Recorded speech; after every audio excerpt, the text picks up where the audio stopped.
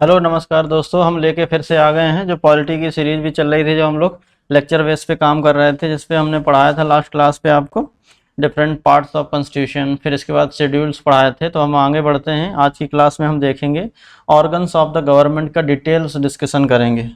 ठीक है, organ of the government का हम डिटेल डिस्कशन करेंगे। तो जैसा कि हमने एक देखा होगा, अपने हमने छोटा एक शॉर्ट वीडियो भी बना के डाला था ऑर्गन्स ऑफ गवर्नमेंट के, जो 3 ऑर्गन्स होते हैं। तो वो हमने शॉर्ट में बस ऑर्गन्स ऑफ गवर्नमेंट के बारे में बात की थी। तो आज हम इसमें डिटेल डिस्कशन करेंगे कि ऑर्गन ऑफ गवर्नमेंट्स में स्पेशली क्या क्या आता है और किस ऑर्गन में क्या होता है। ठीक है, तो अगर देखें इसमें, तो ऑर्गन ऑफ गवर्नमेंट की अगर हम बात कर रहे हैं, तो 3 ऑर्गन जैसे हमने बताया था आपको होते हैं। पहला ऑर्गन्स क्या है आपका, लेजिस्लेटिव। दूसरा है आपका ये एग्जीक्यूटिव। तीसरा है आपका जुडिशियरी।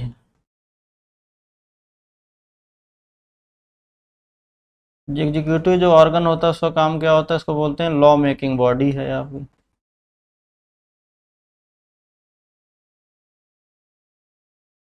ठीक है, एग्जीक्यूटिव का है लॉ इम्प्लीमेंटिंग बॉडी है।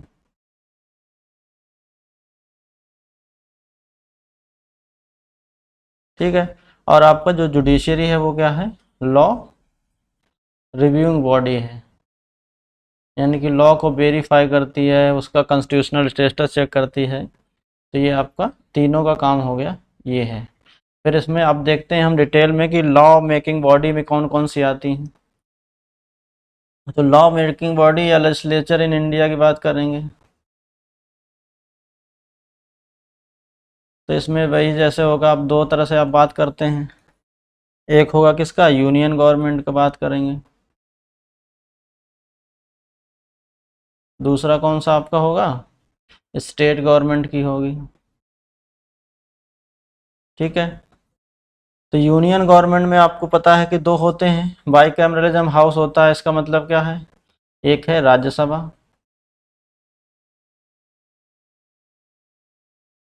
और दूसरा है आपका लोकसभा।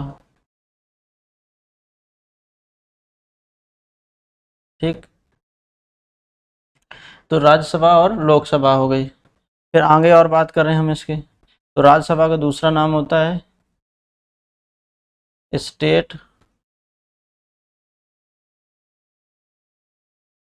काउंसिल बोलते हैं, या इसी का दूसरा नाम क्या बोलते हैं, काउंसिल ऑफ स्टेट्स बोलते हैं।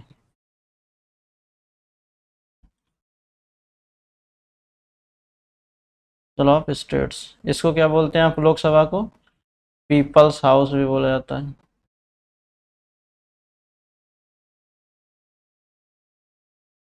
ठीक है, और भी इसको जो दूसरा नाम बोलते हैं राज्यसभा को क्या बोलते हैं, अपर हाउस भी बोला जाता है। इसको क्या बोलते हैं, लोअर हाउस बोला जाता है। तो जो अब देखिएगा, इसको भी एमपी दोनों ही होते हैं आपके। तो ये क्या होते हैं, जो राज्यसभा के मेंबर का होते हैं वो क्या करते हैं कि उनका वो होते हैं इनडायरेक्टली इलेक्टेड होते हैं। और जो आपका, एक सेकेंड आप देखिए इसको, और भी बताते हैं इसके बारे में। तो जो राज्यसभा है, मेंबर जो क्या होते हैं, इनडायरेक्टली इलेक्टेड होते हैं। और इनका जो टेन्योर होता है वो क्या होता है, 6 ईयर होता है। और इसके बाद भी एक चीज़ ध्यान रखनी कि 1/3 जो इसके मेंबर होते हैं रिटायर होंगे इन एवरी सेकेंड ईयर, यानी हर 2 साल में 1/3 मेंबर क्या होंगे, रिटायर होते हैं। ठीक है, फिर आगे देखते हैं अब लोकसभा के बारे में। तो लोकसभा क्या है, और इसको राज्यसभा को क्या बोलते हैं, ये परमानेंट हाउस होता है। ठीक, और इसको जो चेयर करता है, उसके जो हेड होंगे वो चेयरमैन बोला जाता है। तो इसमें कौन चेयर करता है, वाइस प्रेसिडेंट होते हैं चेयरमैन राज्यसभा के। तो ये भी दो तीन चीज़ें और फैक्ट आपको याद रखिएगा। फिर आगे बढ़ते हैं, हम लोकसभा के देखते हैं। तो जो लोकसभा है वो टेम्परेरी हाउस है।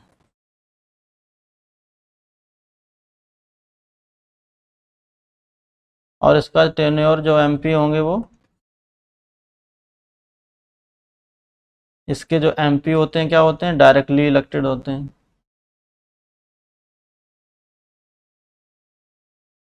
ठीक है। और जिनका टेन्योर होगा लोकसभा का 5 ईयर होता है, जनरली है ये। ठीक है। तो ये आप इतना चीज़ें लोकसभा में देख सकते हैं। तो लोकसभा और राज्यसभा, लोकसभा के जो हेड होंगे वो क्या होते हैं, इनको बोला जाता है स्पीकर। यानी कि जो हाउस का जो प्रिसाइडिंग ऑफिसर, हेड कहिए या इसको बोलते हैं प्रिसाइडिंग ऑफिसर। तो ये प्रिसाइडिंग ऑफिसर कौन होते हैं, स्पीकर। ठीक। तो इसी तरह सिमिलर कहाँ पर आप बात करते हो, इसमें ही अगर हम बात करें आगे चल के, तो स्टेट की अगर बात करें, तो जिस तरह स्टेट यूनियन गवर्नमेंट में क्या है आपका, दे होता है कि लेजिस्लेटिव मतलब Rajya Sabha, upper house and lower house. उसी तरह क्या होता है स्टेट में भी आपका होता है। तो स्टेट में क्या होता है, लेजिस्लेटिव असेंबली होती है आपकी, और लेजिस्लेटिव काउंसिल।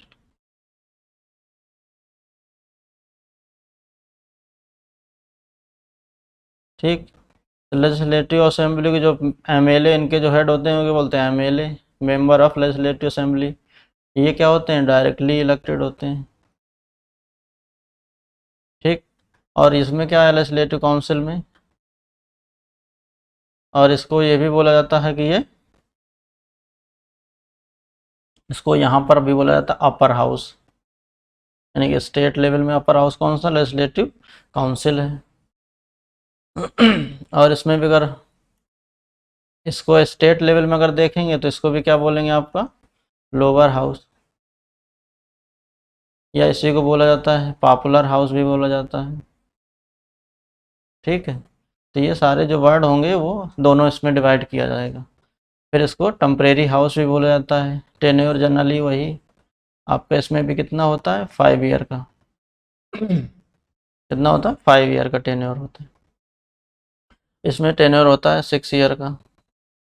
इसमें क्या होता है, इनडायरेक्टली इलेक्टेड होते हैं। इसमें क्या होते हैं, एमएलए होते हैं, और इलेक्शन होता है डायरेक्टली। यहाँ पे क्या होता है, एमएलसी बोलते हैं, मेंबर ऑफ लेजिस्लेटिव काउंसिल, और इनडायरेक्ट इलेक्शन होता है। ठीक है। और इसमें नॉमिनेटेड भी रहेंगे। तो टेन्योर इनका हो गया 6 ईयर हो गया। और ये भी क्या है, परमानेंट हाउस होता है। तो ये हो गया स्टेट लेजिस्लेटिव। तो ये अभी तक यूपी में कितने लेजिस्लेटिव काउंसिल इंडिया में, तो 6 स्टेट्स हैं जहाँ पर लेजिस्लेटिव काउंसिल है। तो कौन कौन से स्टेट है वो देख लेते हैं, बिहार यूपी बिहार कर्नाटका है, महाराष्ट्र है, और कर्नाटक हो गया आपका, और आंध्रा है, आंध्र प्रदेश, और तेलंगाना। तो ये हैं आपके 6 स्टेट हैं जहाँ पर क्या है, लेजिस्लेटिव काउंसिल भी है। और जैसे अगर और बात करते हैं इसमें, तो अगर सीट्स वगैरह की बात करें, तो इसमें मैक्सिमम सीट्स कितनी हो सकती थी, 552 हो सकती थी। बट 2000 जो ये आया आपका 104th कॉन्स्टिट्यूशनल अमेंडमेंट एक्ट आया है जो 2021 में, उसके बाद मैक्सिमम सीट कितनी हो सकती हैं आपकी, 550। क्योंकि जो 2 सीट थी इसमें, वो एंग्लो इंडियंस का नॉमिनेशन हुआ करता था।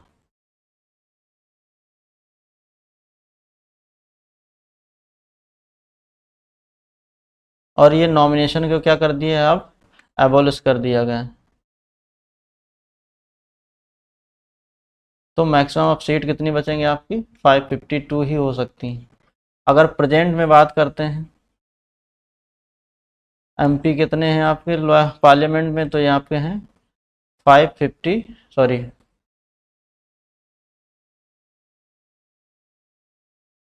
545 हैं, ये किसमें हैं एमपी हैं किसके लोकसभा के। फिर इसी तरह से अगर बात करेंगे ये 245 किसके हैं राज्यसभा के। ठीक है, लेकिन अब नेक्स्ट टाइम से क्या हो जाएगा 543 हो जाएंगे, 542 हो जाएगा, 43 हो जाएगा, क्योंकि दो जो नॉमिनेशन वाले मेंबर थे वो आपके हट जाएंगे। ठीक।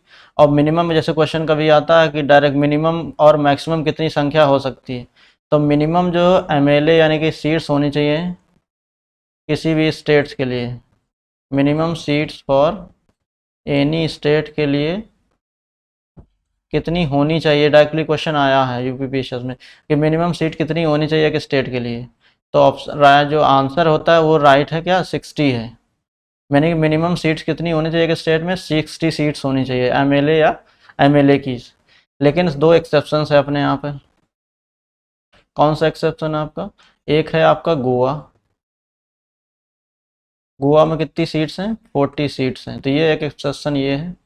और एक एक्सेप्शन आपका है सिक्किम,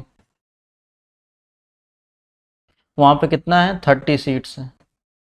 तो ये एक्सेप्शंस दो जगह हैं। अदरवाइज बाकी स्टेट में क्या है, अगर क्वेश्चन आता है कभी डायरेक्टली यूपीपीएससी में क्वेश्चन आया हुआ है कि मिनिमम सीट्स किसी स्टेट्स में कितनी होनी चाहिए, तो वो आपका है 60। और मैक्सिमम कितनी है स्टेट की अगर बात करते हैं, तो मैक्सिमम स्टेट में मैक्सिमम सीट्स हो सकती हैं सीट्स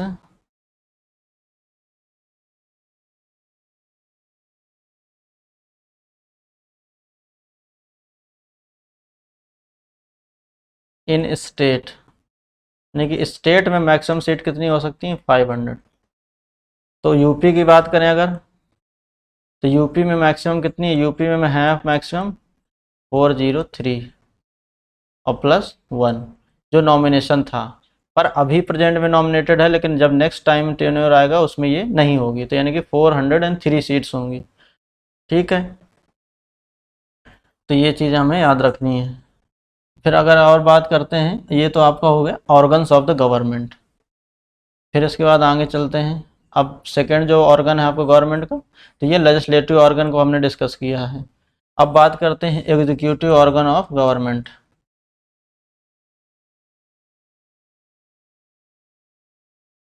एग्जीक्यूटिव ऑर्गन्स के बारे में बात करें तो इसमें आपका क्या आएगा, ये दोनों सेम होता है इन स्टेट्स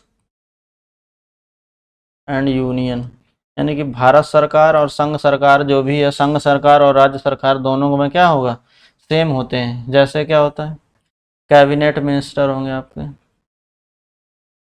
ये क्या है ये सब एग्जीक्यूटिव का पार्ट आएगा। फिर इसके बाद होता है मिनिस्टर ऑफ स्टेट्स होते हैं। तो मिनिस्टर ऑफ स्टेट में दो तरह के होते हैं, एक होता है इंडिपेंडेंट चार्ज,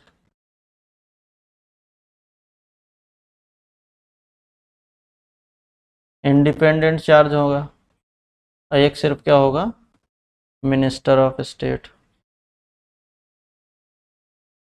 तो ये आपके हो गए। फिर इसके बाद आएगा चीफ मिनिस्टर हो गया, प्राइम मिनिस्टर हो गया जैसे यूनियन में, एंड चीफ मिनिस्टर हो गया स्टेट में। तो ये सारे लोग क्या आएंगे आपके एग्जीक्यूटिव के बॉडी में आ जाएंगे आपका। ठीक, तो इनको बोला जाता है काउंसिल ऑफ मिनिस्टर।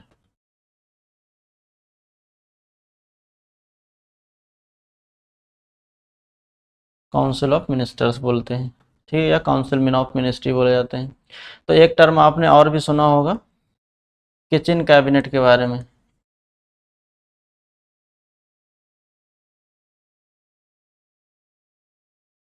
तो किचन कैबिनेट में क्या होता है, जैसे आपने बताया हमने कैबिनेट होती है, कैबिनेट मिनिस्टर्स होते हैं, तो यानी किचन कैबिनेट में क्या होते हैं कैबिनेट मिनिस्टर भी हो सकते हैं, और कुछ क्या हो सकते हैं अनऑफिशियल मेंबर हो सकते हैं।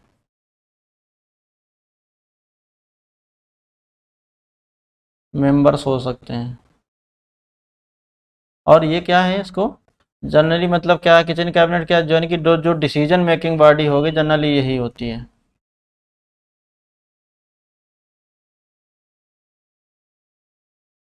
किचन कैबिनेट को बोला जाता है, यानी कि ऐसी बॉडी बनी हुई वो इनफॉर्मल होती है, ऐसा कोई रूल नहीं है, संविधान में किसी चीज़ का मेंशन नहीं है। लेकिन ऐसा होता है कि प्राइम मिनिस्टर हो गए, उसको कोई डिसीजन उनको लेना है, तो वैसे तो पूरा काउंसिल ऑफ मिनिस्टर एक पार्ट होगा गवर्नमेंट का, लेकिन एक होता है कि इंडिविजुअल ये डिसीजंस लेने हैं, इस पे काम करना है प्राइम मिनिस्टर के अकॉर्डिंग। तो वो जो डिसीजन मेकिंग एकदम छोट स्मॉल बॉडी होगी कि कभी भी आपको बुला सकते हैं, 10 लोग 15 लोग 20 लोग होंगे उसमें, जो भी अनऑफिशियल मेंबर भी हो सकते हैं उसमें, तो उसे बोलेंगे किचन कैबिनेट। तो ये हो गया आपका एग्जीक्यूटिव पार्ट। अब हम लोग चलते हैं जुडिशियरी के बारे में, जो थर्ड ऑर्गन है आपका। थर्ड ऑर्गन क्या है आपका? जुडिशियरी। ये थर्ड ऑर्गन है आपका, ठीक। तो इसमें आपने अब देखा है कि इंडिया की जो जुडिशियरी है क्या है? इंटीग्रेटेड जुडिशियरी है, इंटीग्रेटेड है एंड इंडिपेंडेंट है जुडिशियरी है। तो इंटीग्रेटेड मतलब क्या है? यानी कि जैसे अगर यूएसए का आपने आपने देखा हो पढ़ा होगा, अगर यूएसए में आपको देखें तो वहाँ पर जैसे मैक्सिमम जो हाईएस्ट जो जुडिशियल मेकिंग बॉडी होगी या डिसीजन मेकिंग जो जुडिशियरी बॉडी होगी, वो हाई कोर्ट जैसे इंडिया यूपी में होता है, इंडिया में होता है कि एक स्टेट की हाईएस्ट बॉडी क्या है? जुडिशियल जो judgment making body high court होती है। तो वहाँ पर यूएस में क्या होता है ऐसे कि स्टेट का जो हाईएस्ट अपील ऑफ कोर्ट होगा, स्टेट का हाईएस्ट अपील कोर्ट जो होगा वो क्या है, उसके बाद उसमें कोई जा नहीं सकता है वहाँ पे। जैसे मैं, अब एक सेकंड रुक जाइए, अब हम पूरा अच्छे से बताते हैं इसको। देखिए जैसे इंडिया में क्या है कि आपकी इंटीग्रेटेड है, इसका मतलब क्या है कि जो भी निर्णय हाई कोर्ट है जैसे, ठीक है, सुप्रीम कोर्ट है आपका, तो ये क्या है? हाईएस्ट डिसीजन मेकिंग बॉडी है या हाईएस्ट बॉडी है इंडिया में जुडिशियरी में।